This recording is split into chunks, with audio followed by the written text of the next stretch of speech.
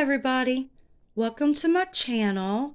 Today's video is the straight edge hack. As you can see, this has beautiful straight edges.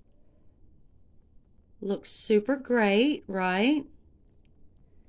And then here is the common mistake that a lot of crocheters make. A lot of bumpy, zigzaggedy edges, and we don't want that. So let's get right to it. I already started this yarn swatch. As you see, it already has beautiful straight edges. I'm going to chain 3 and turn. I'm going to double crochet in the same chain. I'm going to double crochet across into each chain.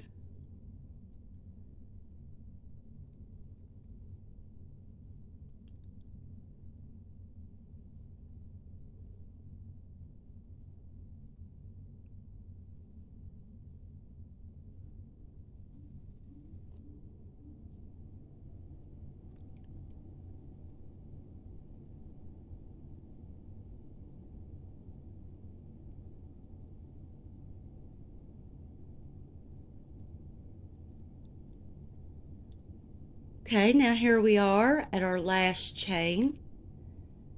This is our last double crochet, and as you see, we have this chain 3 here from the previous row that sticks out.